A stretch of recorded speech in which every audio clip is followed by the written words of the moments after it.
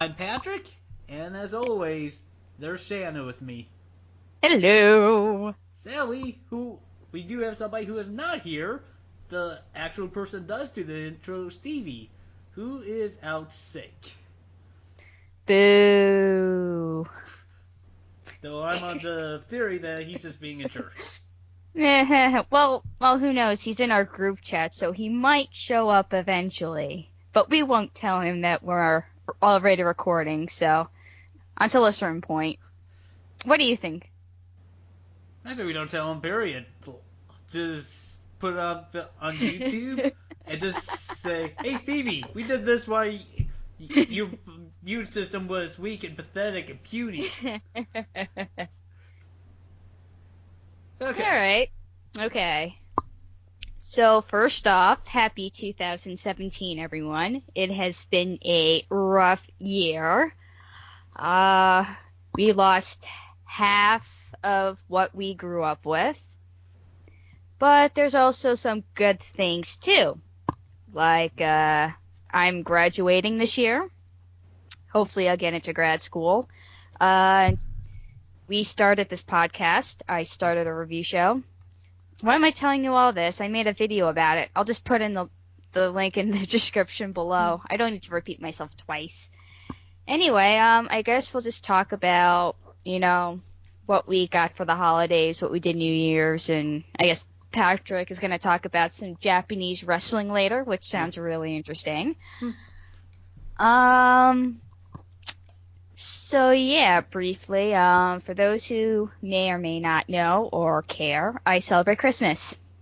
I used to celebrate Hanukkah because I'm half Jewish, for those who may not know, but my parents separated, so we stopped celebrating Hanukkah and Passover, so it's just Christmas. Anyway, I got a couple of DVDs. I got All in the Family on DVD, the complete box set. I got a Blu-ray box set of Knight Rider. Knight Rider is basically this show that came out in the 80s with David Hasselhoff and a talking car. I'm planning on doing some videos about that, so more in the future. Even though I clearly said in the video I didn't want to give anything away, but spoilers. This is different. It doesn't count. Yeah, that's true. What else did I get? I got some more PS4 games. I got the 20th anniversary of Tomb Raider, and I got Batman Back to Arkham for the PS4. It's basically Arkham Asylum and Arkham City with PS4 graphics, and it looks amazing. Like, you could see every little detail. Why am I not friends with you on the PlayStation, Shannon? I don't know, but I am going to private message you my ID for the PlayStation Network right now. There you go. How convenient. I got a pink bathrobe. And my grandparents got me Benedict Cumberbatch pillowcases, which I haven't used yet. It's just basically pillowcases with Benedict's face on it. Nothing too special. But, well, it's special, but, it's not like a whole bed set. It's not like a short... It's not technically a body pillow. Yeah. Though sure as you are, a regular pillow could technically be a body pillow. Well, it could. I could sleep my head on a regular pillow with a regular pillowcase and snuggle up with another pillow with Benedict on it. So yeah, you're right. It could work as a body pillow.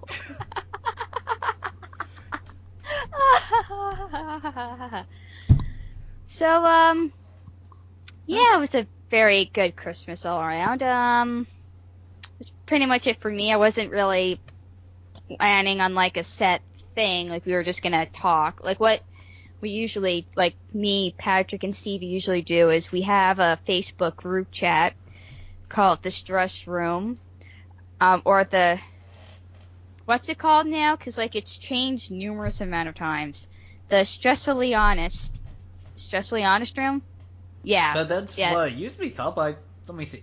Oh no, it's still called that.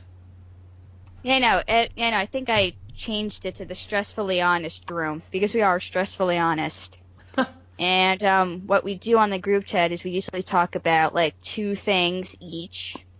Like Stevie, like for the other three videos, you've kind of gotten the formula where, like Stevie talks about two things, Patrick talks about two things, and then I talk about two things. But You talk about since Steve, two things? or, well, like we talk about what we're gonna talk about. Like we plan it before. We actually go live. It's not scripted. Like all we do is say, "Oh, I'm going to talk about this and that," and then we're like, "Okay," and then we do what we have to do on here. So I have no idea how to end this. So if Patrick, if you want to talk about, and I threw my first New Year's Eve party. Nobody got drunk. Oh, gee. Maybe, what, you don't want to ask me what I got for Christmas? And that's a perfect segue into what you got for Christmas, Patrick. Yeah, nothing fun. Basically, a bunch of grown-up stuff. Practical stuff. Like, basically, got like a bunch of gift cards. There's like a mattress cover. Nice. That I needed because the one I have was getting a bit torn up. Thanks, Shala. No, it was just old. Oh, sorry, Shala. But Shala doesn't help. No, but the thing, of course, it's a funny story because my brother decided to give me a gift card to Marcus Theaters. Here's the thing: I live in Indiana. There are no Marcus Theaters in Indiana at all. Oh my god! Like I think I remember one time I got a gift card. I think a gift card for Pier 1 Imports. I don't remember which store it was, and I looked at my mom and like she looked at me and it's like, I don't have a store around here with that kind of money on it, so I don't know what I did with it. Yeah, no. So basically, I was thinking, okay, gift card. I was going to see my best friend who was coming from Texas, who was in town. And I was like thinking, I looked, and they were kind of like a thing in the central area of the U.S. I was thinking, well, he lives in Texas. Maybe there's something in Texas, some Marcus Theaters. So I asked him, he was like, what theaters? Marcus, So that didn't work. I remember, because by me there's a secondhand shop called Disc Replay. That's a thing by me and around in Chicago. I don't know if that's a thing by you, Shannon. No, like in terms of like movie theaters, I have AMC. And I have another movie theater, but when I used to live in Brooklyn, I had Regal Cinemas. And Regal's awesome. But basically, what I'm saying that like this replay isn't a movie theater. It's like you can sell movies, you can sell games, you can sell the CDs. Oh, nice. Like a secondhand. So like a secondhand Sam Ash. Kind of like half price books. Nice. So, and I remember that they were actually buying, you could sell gift cards to them. So I go up to my nearest one, I was like, hey, do you guys still accept gift cards? No, we don't. It's like, so I go up at the Google and said, cash out gift cards. And you know those coin store thingies in various grocery stores? I think so, yes. Yeah, they're saying, hey, we take, gift cards, but they're only the yellow kinds. And the one that's closest to me was like a good 10-mile drive. I was like, eh. So there was luckily I found a site,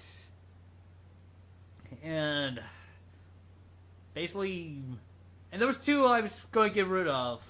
no, the Marcus, and then my grandmother got me an Olive Garden gift card.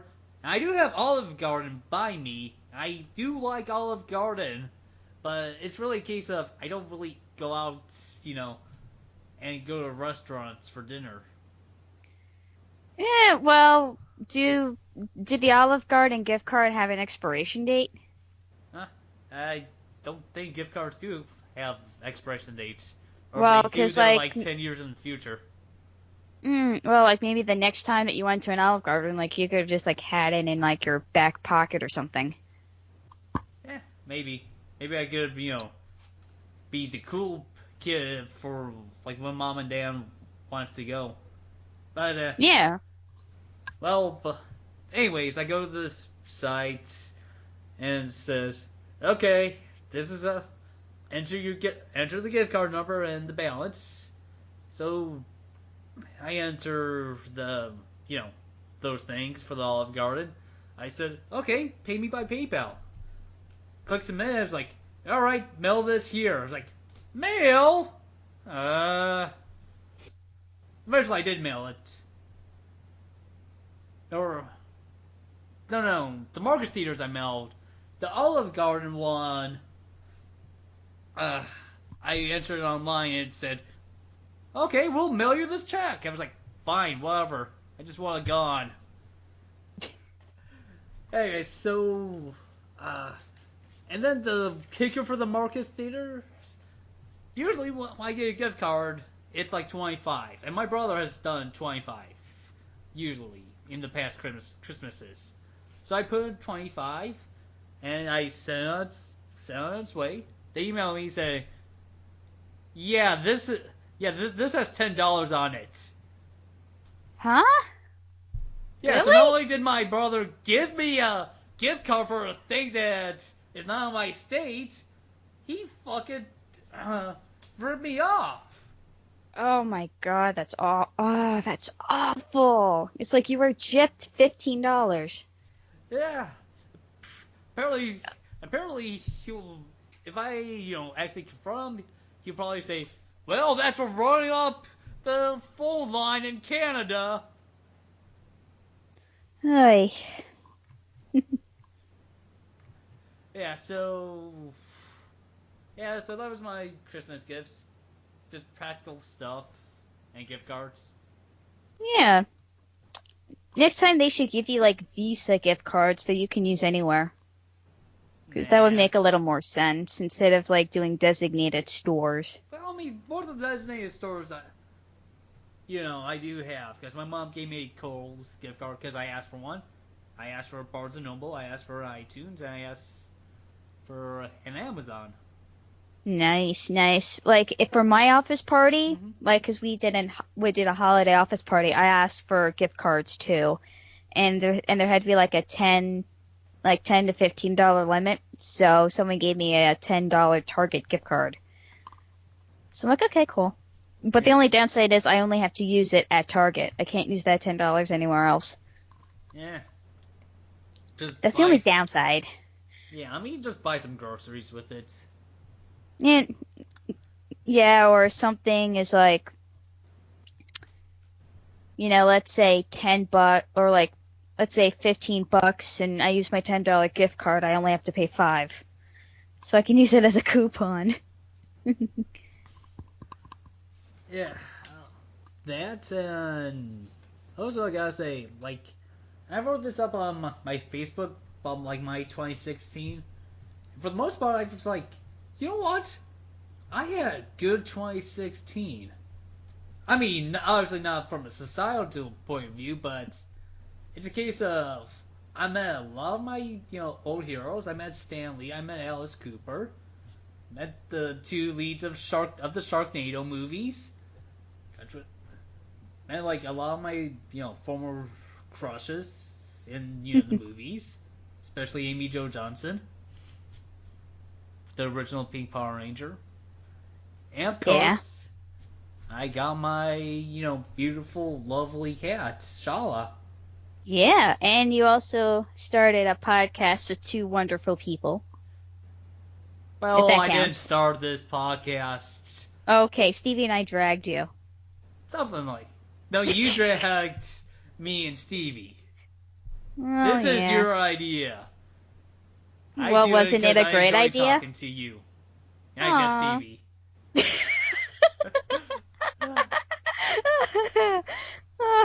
Stevie, if you're hearing this in the near future. So basically this is what we were talking about, like I think in the earlier podcast where like Patrick and I just like harp on Stevie.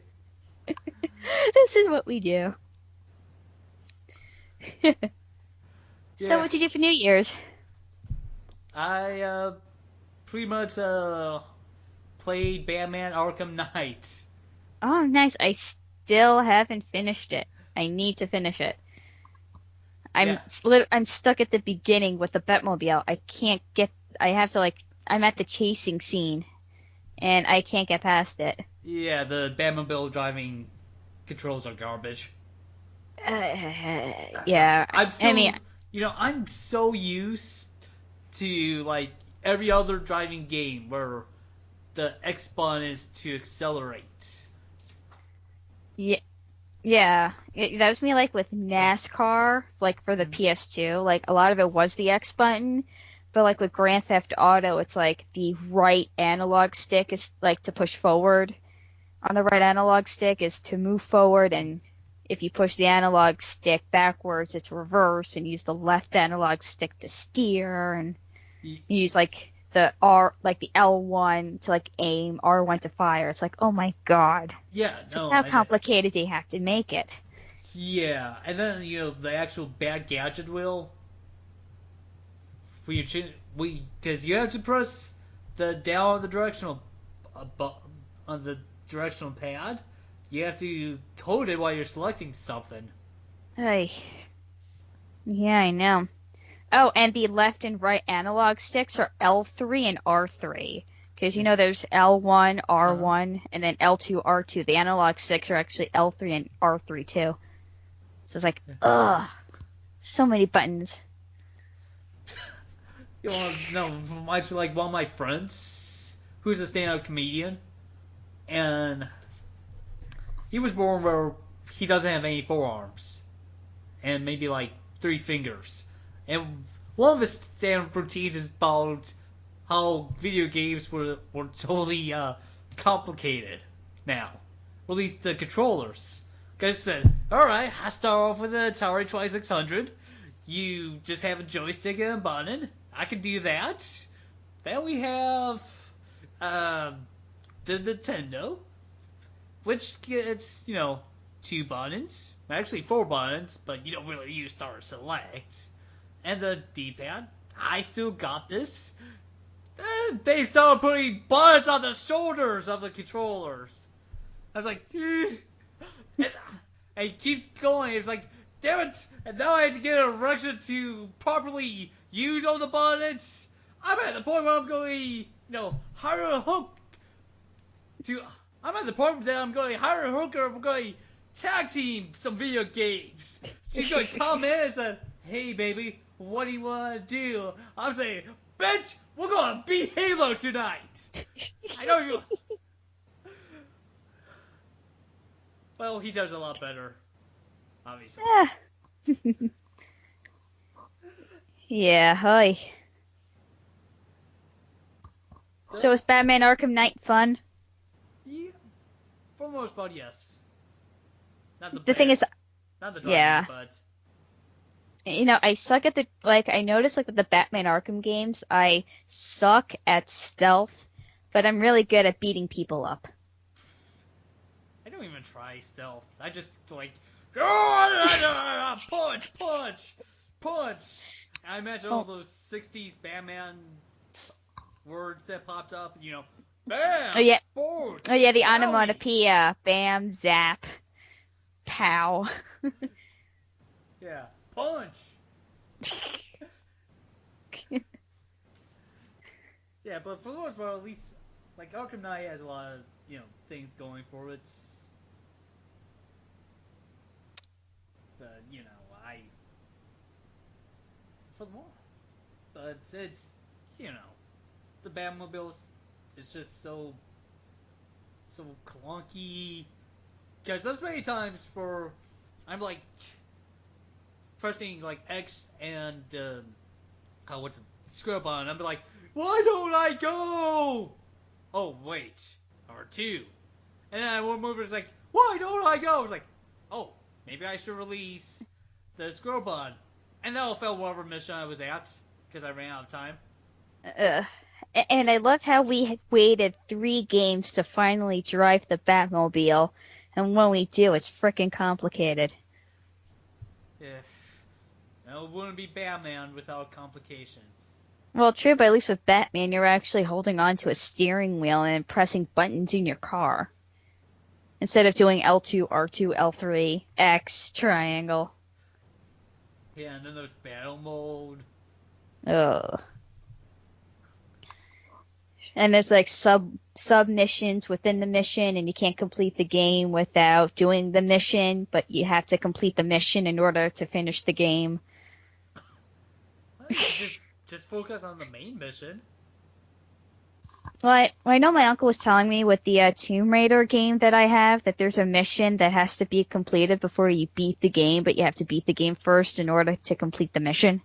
So it's like, huh? Are you sure he wasn't being confusing and stupid? Because he sounds old. No. No, he's beaten the game before. I mean, I'm currently stuck at a part where I'm playing Lara Croft, and basically I think, well, yeah, we're in not Alaska, but a really snowy area, and I'm being chased by a bear, and I keep getting mauled. And I have no idea how to beat the bear. Have you tried shooting it? No, we're running away from the bear. Have you tried running away from it? Yes. Have you tried punching it in the face? I can't, otherwise I'll be mauled. Have you tried, make yourself bigger and waving your arms saying, no, stop, go away, bear? I tried, but then I'll be mauled. Huh. It's just like I'm just dying all over the place. It's like, Have you punched rubber cubs to establish dominance? Half the battle is establishing dominance. Well, I haven't tried pulling a Leo DiCaprio, but you know what? That sounds like a good idea, because he also did it in the dead of winter. If Leo can do it, so can I. Okay. Well, since Stevie isn't here, he did suggest this topic that he was going to do if he was. And that was our expectations for 2017. Yeah, that's a good idea. So what are your expectations? I hope to get into grad school, maybe fall in love, and actually have a meaningful relationship. Get a good career. Get a 4.0 GPA. I guess practical stuff, really. Like nothing extravagant. Like, in 2017, I'm gonna go to Ireland. Just like maybe, but start small. Yeah, but I'll tell you this: meaningful relationships are overrated. I know, but do you know what it's like looking at your Facebook every day and seeing everybody getting married, getting engaged, having babies? It's like, ugh. I know that pain oh too well. It's like, why are they so happy and I'm so miserable? It's like I'm free. I could do what I want. I'm not shackled, but like, why do I feel so empty? Get a cat. Well, I have a bird, but I don't think that counts. No. It doesn't. Yeah, I'm looking at like my goals for 2017, my New Year's resolutions. Mm. And pretty much it's also nothing too extravagant. Basically, I put it out, don't die, stop eating potato chips after I finish the ones in my apartment. I'm down to, the little single serving size. potato chips that I put in lunch. So Mm. that's good. Basically, spend no more than $40 for one person's autograph and picture at a convention. Mm. If they're charging more than that, then it's just get the photo up only. Unless I have something specific that Unless this person's really worth it. yeah, I pretty much said if I have something specific I want signed, then money's no object. If this person's a white whale, so to speak, then money's no object. I know, 'Cause, and now, yeah, I mean, I know I saw Robin Lord Taylor at Comic Con, huh? at New York Comic Con, but now I regret not seeing Carrie Fisher. Yeah. I mean, who knew? Um, yeah, of course. With all you would think that all the main trilogy, be Harrison Ford would be dead first. Mm. I know, and I only chose Robin Lord Taylor for the photo op because it was cheaper. Mm-hmm.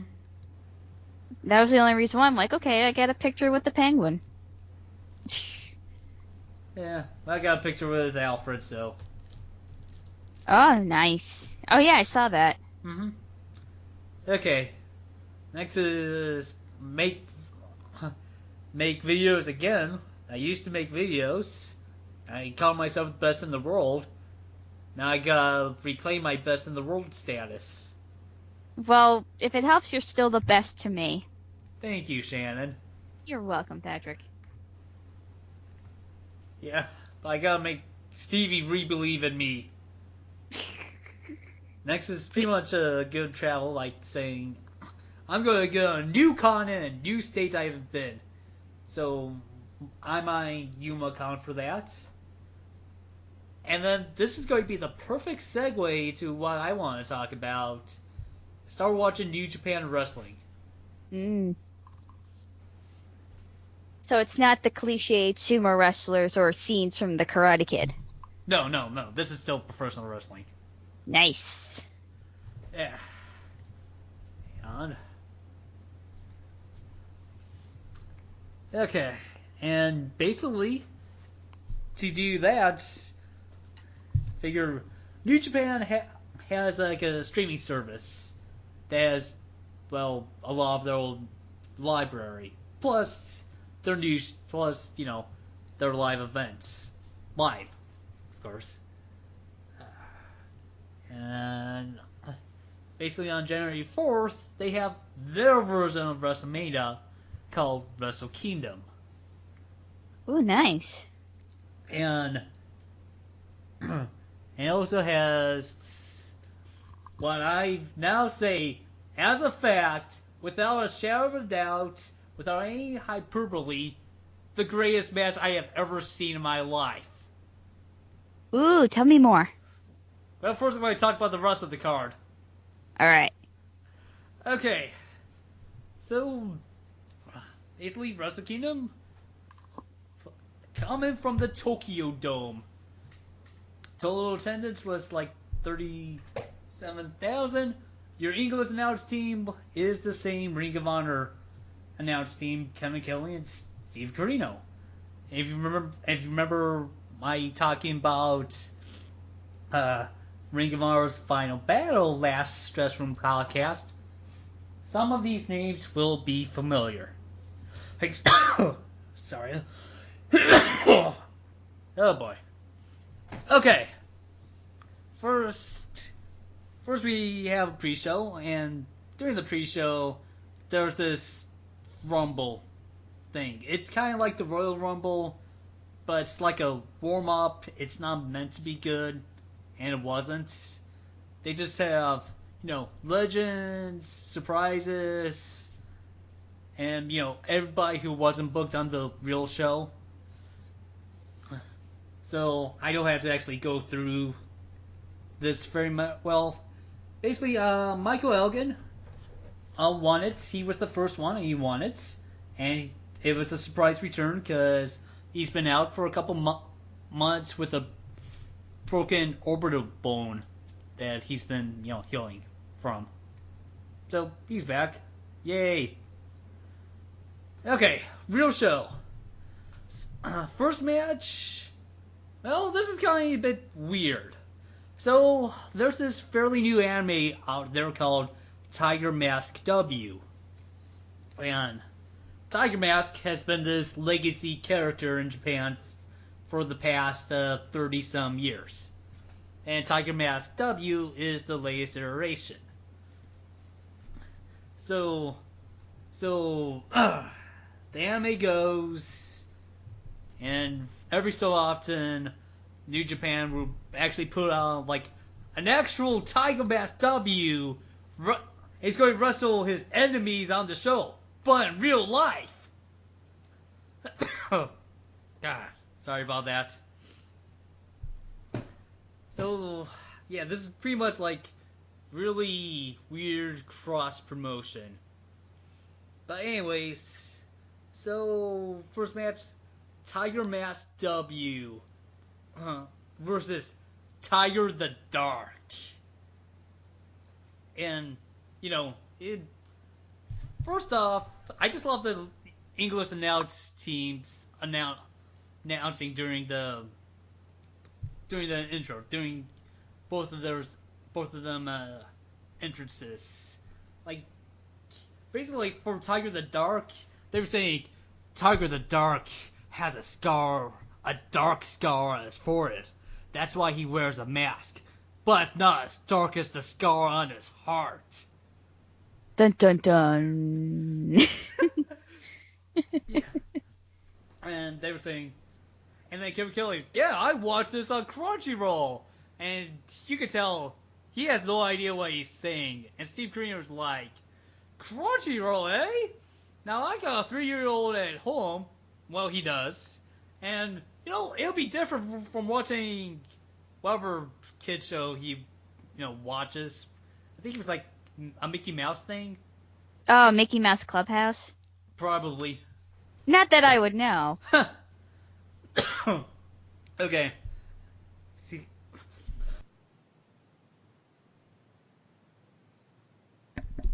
Okay, I just muted my mic for a second. It just had a really bad coughing spell. Okay, and basically, and the people underneath the masks, because they actually do wrestle with masks on to fully be, their anime characters. So it's like Japanese Nacho Libre? Yeah, kind of. So basically, Tiger Mask W is Kota Ibushi. You may have, seen rumors, rumblings lately from his great performances in the WWE's Cruiserweight Classic, and he's a Japanese legend. Tiger the Dark is ACH, formerly of Ring of Honor, and they had a decent enough 5-minute match. There was a couple, really cool high spots, but it was a match. Yay. Whatever. Tiger Mask W won. The good guy wins. He beats the evil Tiger the Dark, who's employed by the evil global wrestling monopoly. That they also push very heavily. Okay, and then this is the first of 8 title matches. Yeah. New Japan kind of has a lot of titles. So, sorry. Next up is the Junior Heavyweight Tag Team title match between Roppongi Vice, and here's a name, the first name you may recall from Final Battle, the Young Bucks. Yeah, that sounds familiar. Yeah. So basically, they go out. They had a mostly safe, mostly easy American match. Oh, God, I'm really getting hammered. Okay, so basically mostly safe match. Though there was one thing that worked well in America, but was kind of stupid in Japan. Because Young Bucks were like, you know what, screw this. We're going to get ourselves counted out. And in America, you count out, the titles don't change hands. In Japan, titles do change hands on countouts. So for a sec, he was like, "Wait a minute, why do you do something that stupid?"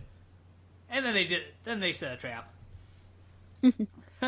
But anyways, it's like I said, but that was really that. And then Trent Beretta, one of the guys from Pongy Vice, was going like the Young Bucks were outside the ring, and Trent Beretta was going to do a flip dive towards them. So he does the flip dive.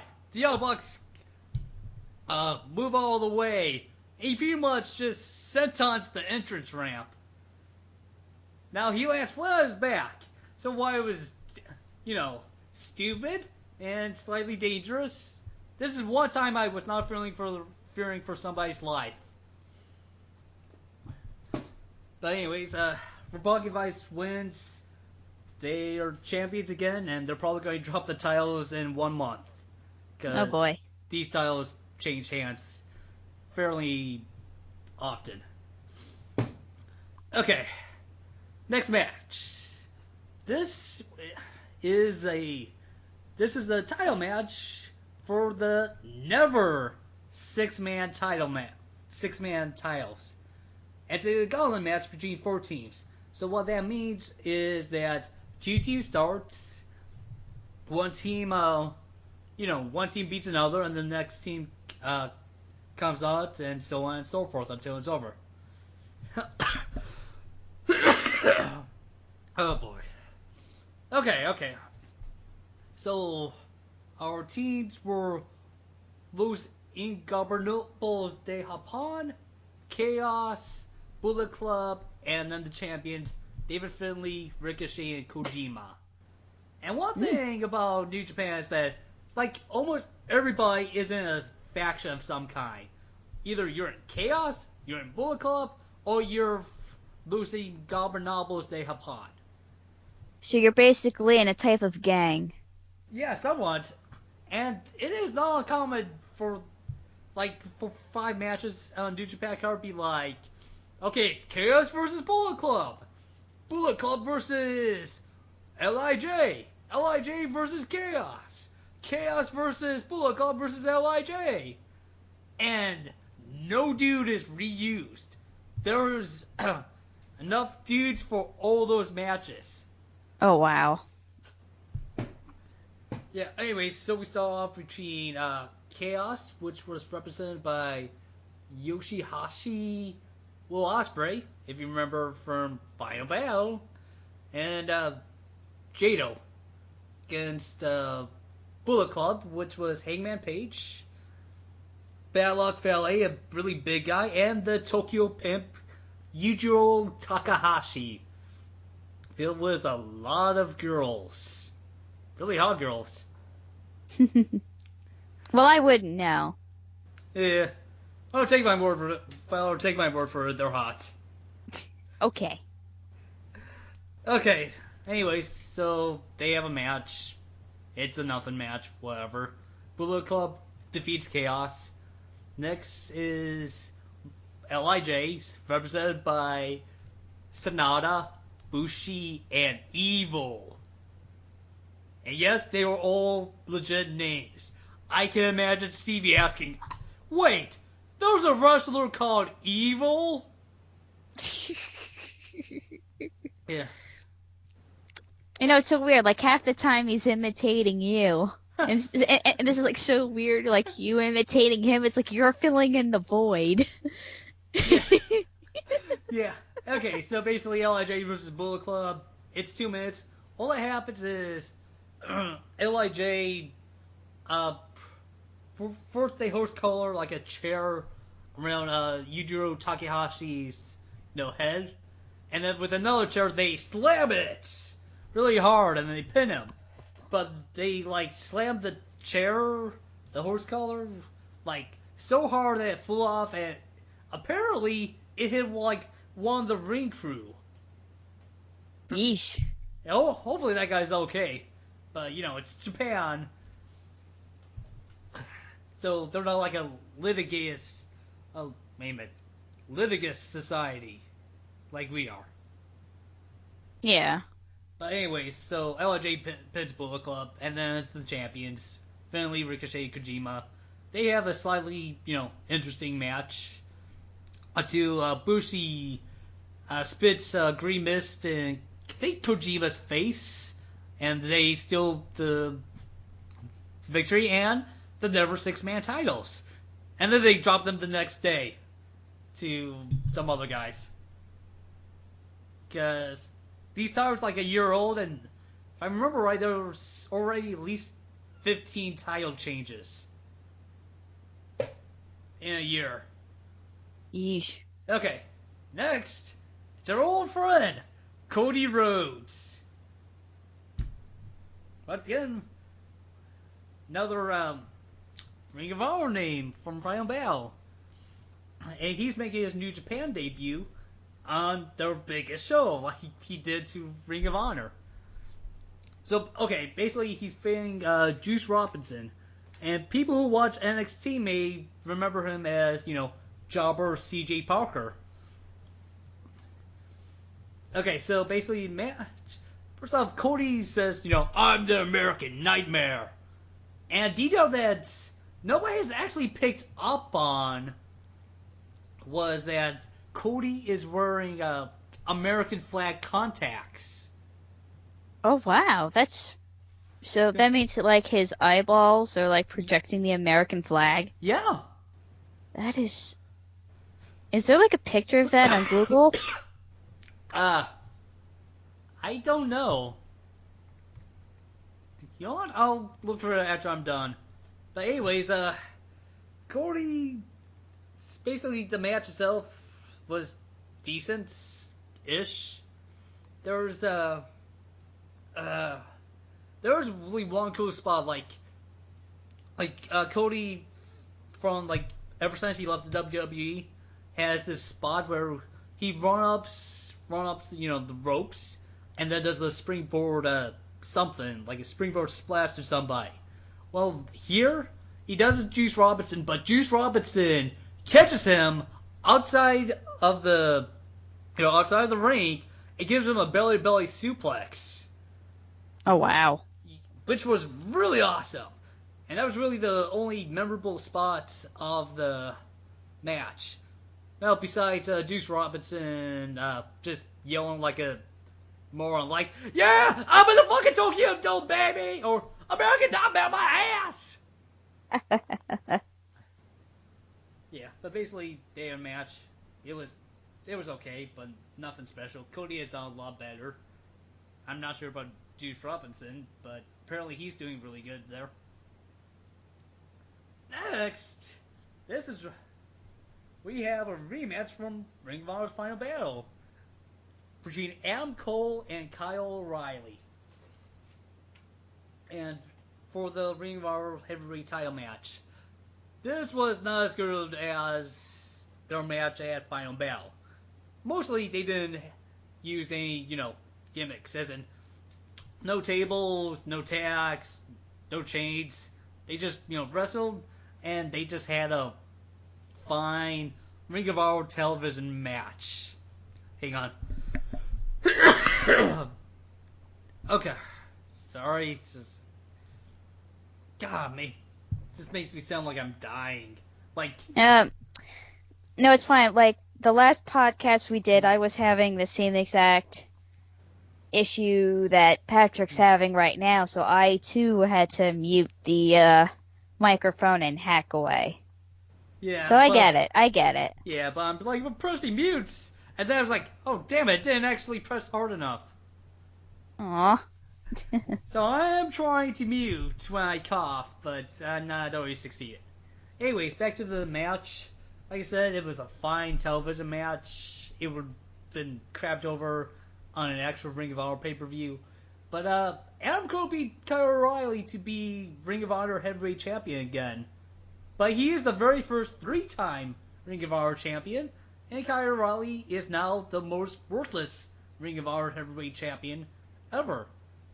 Because he did not... His contract was up at the end of the year, and by the looks of things, he has not resigned, and he is pretty much not going to resign. And Oh, wow. yeah, and the word is that he is heading to the WWE, but that is such a bad fit for him because Kyle O'Reilly has no personality. And the best word I could describe his, promos is lacking. And he's going to die a horrible death up in the WWE or anywhere else outside of New Japan or Ring of Honor because those two places are perfect for O'Reilly. Especially New Japan. But, I don't know. That's just rumors. It is the fact that O'Reilly is, the most worthless Ring of Honor champion ever. And it's the fact that his Ring of Honor contract is expired. Okay, next match. Their heavyweight tag team title match. And between the champions, Gorillas of Destiny, GBH, which stands for Great Bash Heel, and then Tomohiro Ishii and Toru Yano. And I think you will actually like Toru Yano, Shannon.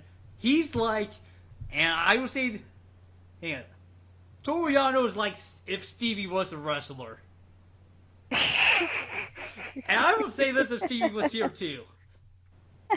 Because, he's more like he's like the comedy, like, yeah, I'm Toru Yano.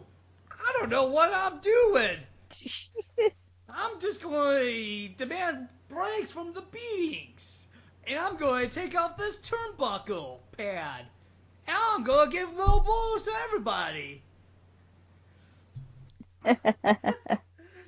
Oh my god. And then he has a throw. And then, like when he's versus, like when it's time for New Japan and Ring of Honor to do, like, joint shows. And Ring of Honor has a graphic of, coming up next is Toru Yano gets some guy with, the wrestlers in a stacked pose. Toru Yano is just struggling like, what am I doing here? I don't know. I was just some fat guy off the street. Now I'm a professional wrestler. Well, that just sounds like Stevie.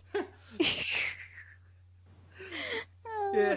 Anyways, match was really fun and but very unmemorable.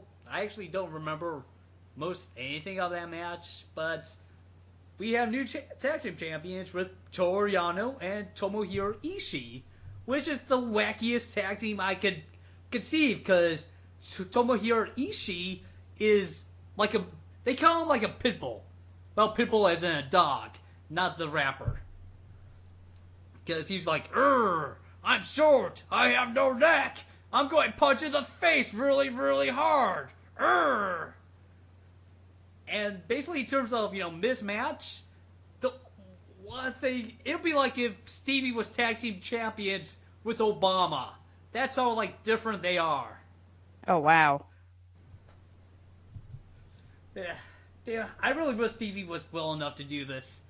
He probably, I don't know what his reaction would be. I hope he would be pissing himself with laughter. I hope so, too. I really hope so, too. It's like, like we joke around, about Stevie and all that, but we really do miss him. Yeah. Okay. Next match. This is where the show... Before the show was like, none of the matches were bad, but they were like, well, it's just a match. They're all good, but it's not great. This is the point where the matches have become great. So next is the junior heavyweight title match between... Hang on. God damn it. I tried muting my microphone, now you people heard my burp. No, it's fine. I hear it all the time when we have a regular conversation, so it's all good. It's all good. Yeah. But I'm reading this, there has to be like a small amount of professionalism. We can get rid of this when Stevie is leading the charge. Yeah, well, Stevie's not here.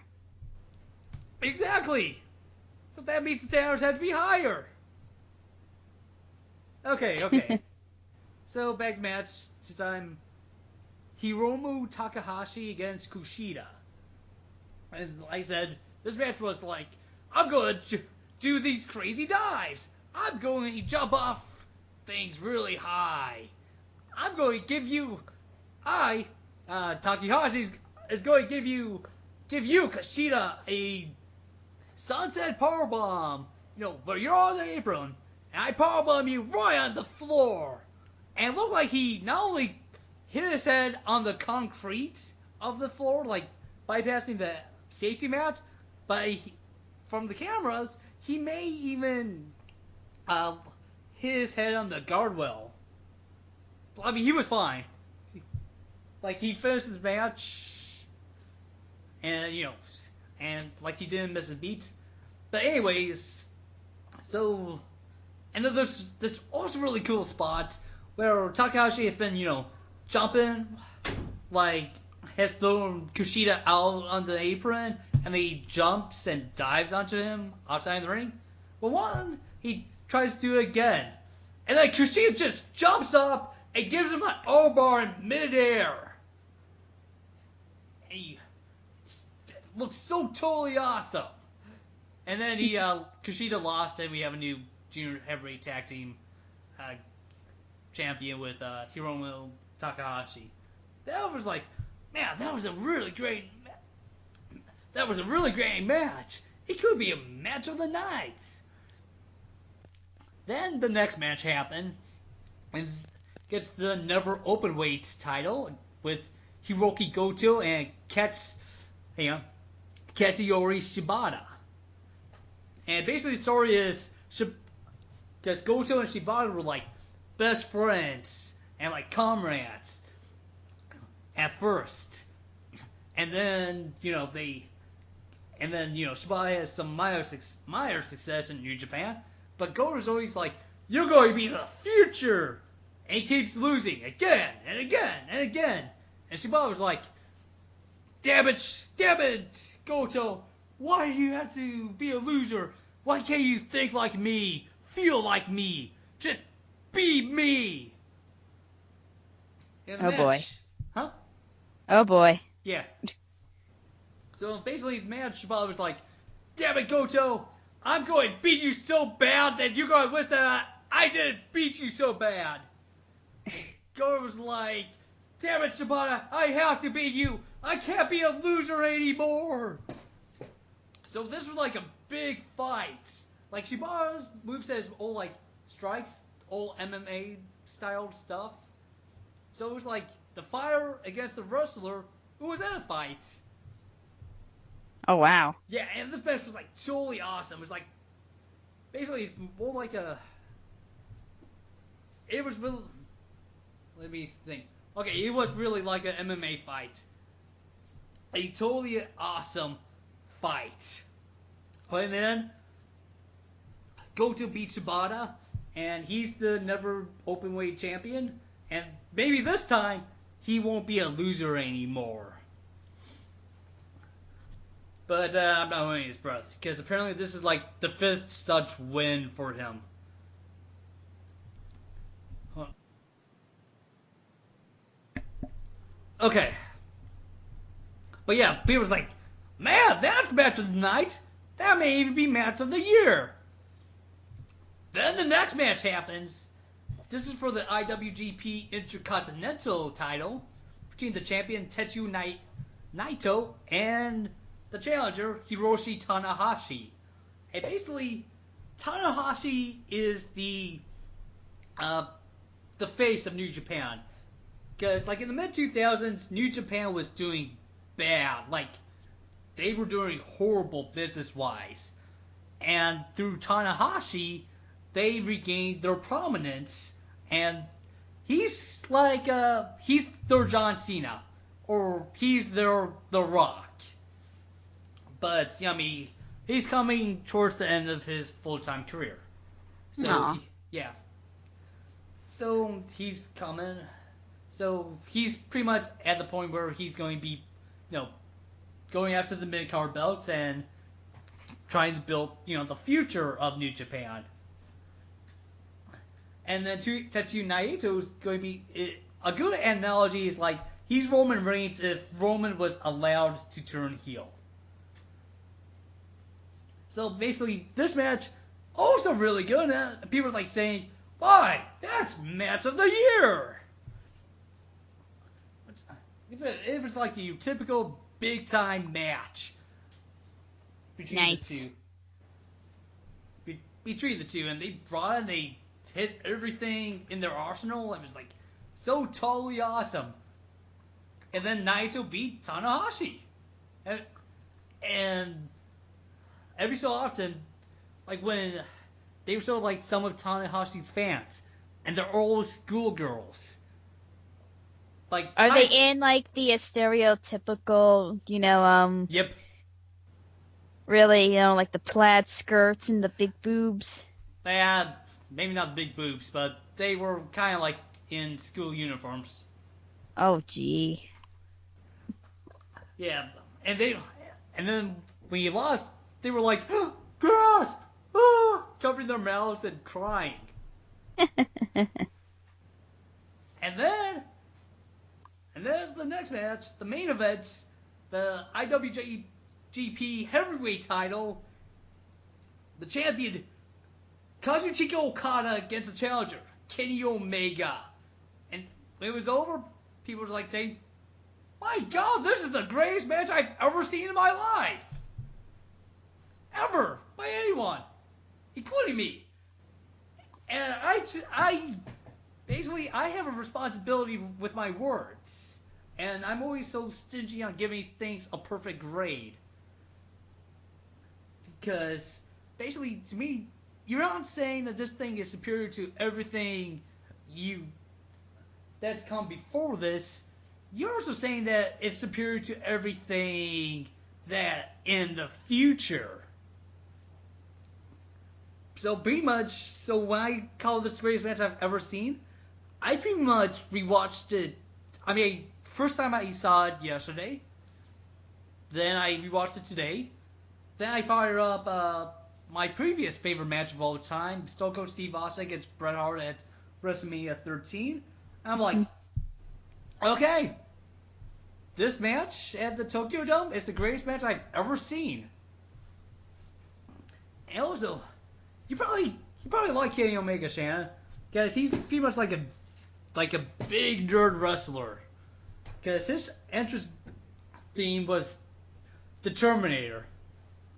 Nice. Well, his entrance, not his actual theme music. But basically, that comes later. But basically, he pretty much recreates like the first 5 minutes of the Terminator, where he's Schwarzenegger. Like, he comes in the future, totally naked, fights 3 punks and says, 3 Japanese punks, says, "You clothes, give them to me now." And the Japanese people like saying words in Japanese, probably like, "Ha, we don't understand you, Gaijin." So he then speaks Japanese. "You clothes, give them to me now," but in Japanese. And it's like, "Make me." So he beats him up, steals his clothes, and then comes out in a Terminator mask.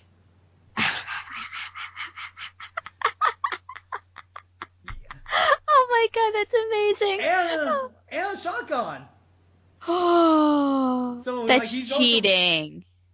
Well, I mean, it was a prop. It wasn't. Basically, he fired it, and the stage erupted in pyro. Nice. Yeah, Okada's interest was just basically he's like the rainmaker, and he makes it rain with money. So make it rain, make it rain. Basically, his entrance is usually, golden lights, and then it streams Okada bucks down on the audience. Nice. Yeah, basically, and first off, I can't really go move my move because this match went on for about 47 minutes. Oh, wow. 47 totally awesome minutes. And even the beginning, where they're just doing, like, busy work, so to speak, you could tell, like, something special is happening between these two men. Something awesome is happening. You feel it. And it's like, oh my God.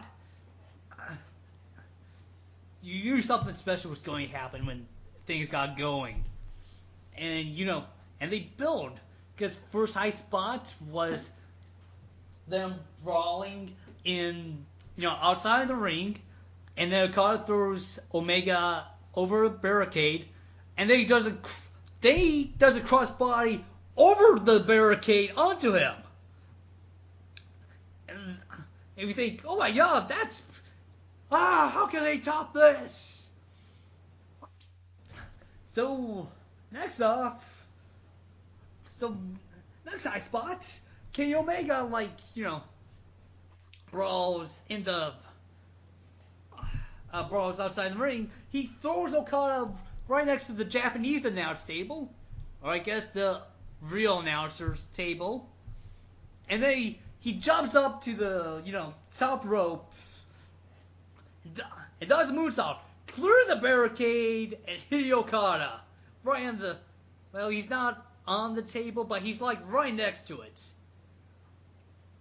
And that was a good maybe 10 feet. Oh, and then it gets crazy because then Omega pulls out a table, puts it on top of Okada, and then runs on the apron and does a double foot stomp on the table that's on Okada. Oh wow. Yeah, and then Okada finally recovers and starts getting his revenge.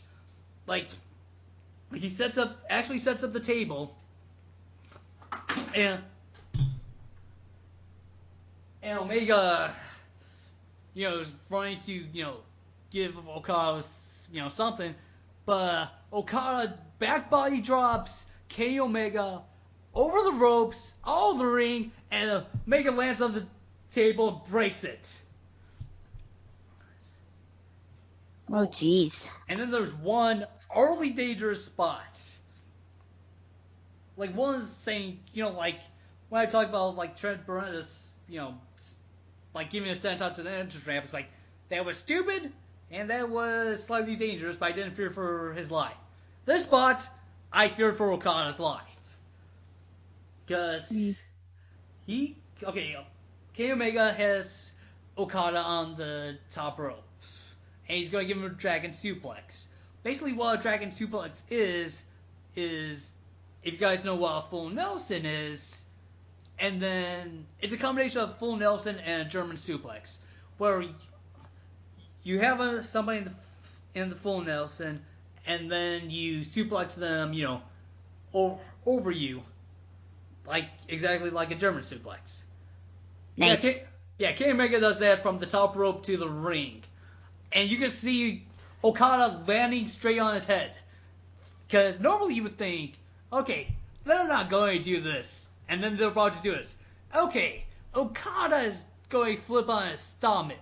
Flip over so he lands on his stomach. He didn't. And then you think, okay, the instant replay is going to show that it's not so bad.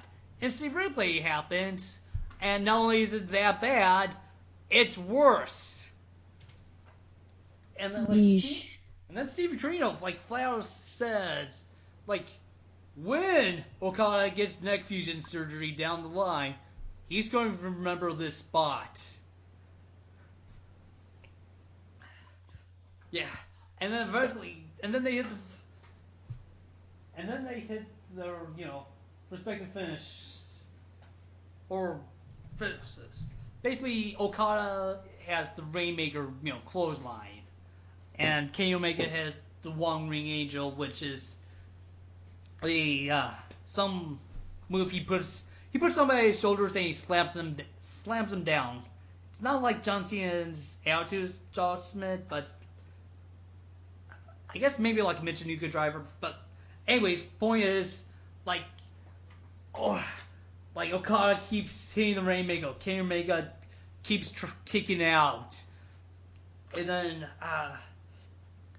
Kenny Omega tries to hit the One Ring Angel, but he never does. He never hits that move.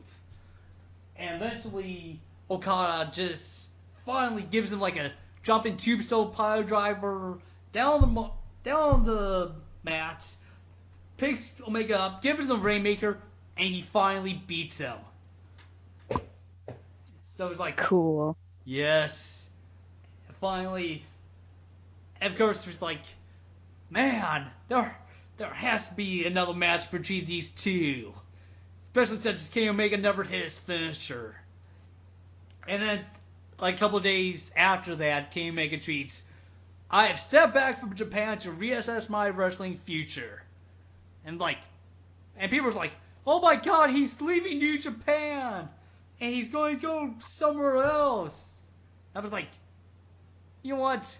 No, he's just working the marks. He's just trolling everybody, and that's my prediction that he's going to say he's pretty much off their February tour, but like whatever big thing happens in March or April, Omega will be back.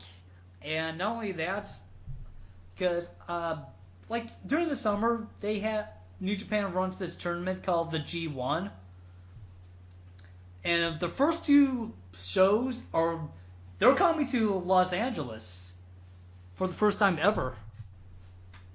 And I'm guessing by the time that happens, Kenny Omega will be heavyweight champion.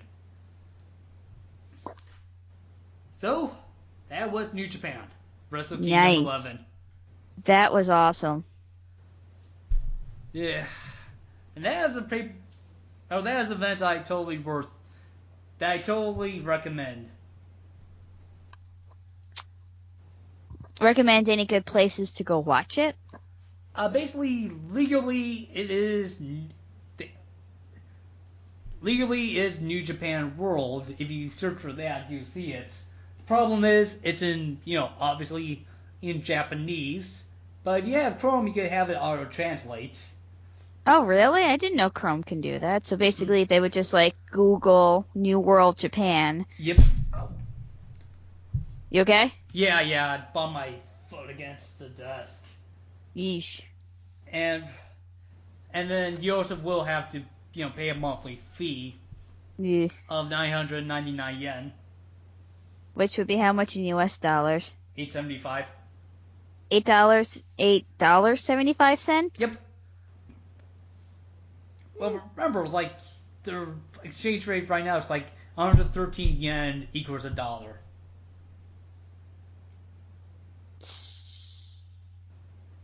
So it looks like it blew your mind. So basically, if I had $20 and I went to Japan, I'd be rich. Somewhat. But then again, everything costs in the thousands of yen. Yeah, that's true. Something that might be $20 here could probably be 9,000 yen. Yeah, something like that. Yeah, so it's not necessarily a good thing.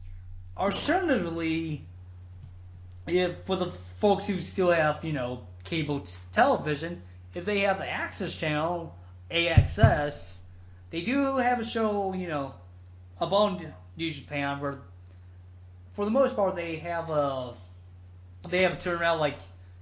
There's a year difference between when New Japan has their events and Access gets their hands on it. But for Wrestle Kingdom, they're going to spend the next 4 weeks, starting this week, on Wrestle Kingdom 11. Or 2 weeks. 2 to 4 weeks. So, if you want to watch it, that's the legal ways to watch it. Well, I'm looking on YouTube, and they have New Japan Pro Wrestling Thailand.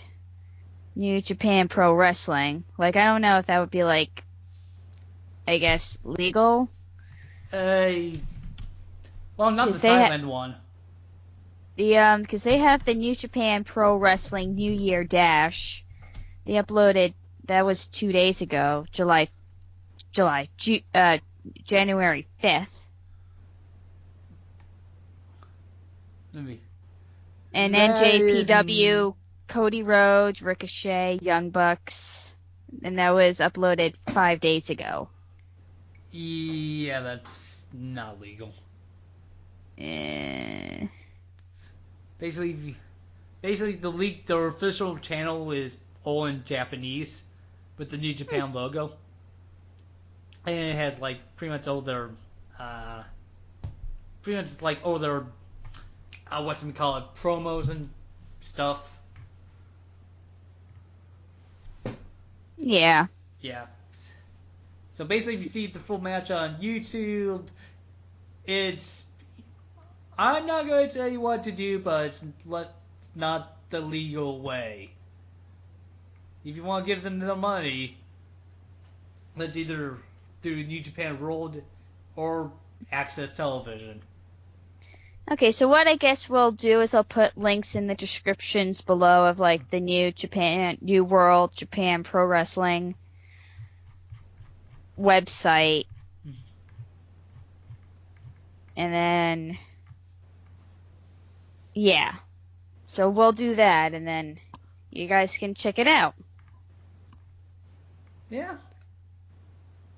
Hey, you guys' leisure. Yeah. Yeah, no rush. So, anything else that we should discuss? I don't know. I don't know either.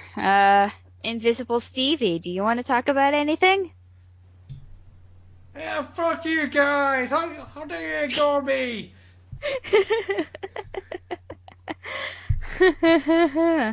Wow, it is really empty without him. Yeah. Ah, so sad, but he's not feeling well. Hopefully, when we record a Stress Room podcast next month, what day does Valentine's Day land on? February 14th, like it does every... I know, what weekday? Oh, so Tuesday. It lands on a Tuesday, so we'll probably maybe do it the Valentine's Day weekend, maybe, I don't know. I guess whenever we're free. Maybe. Yeah. Alright, so I guess we'll just wrap it up. I'm Shannon. I'm Patrick. And this has been the Stress Room Podcast. Hope you enjoy. Bye. See you guys later.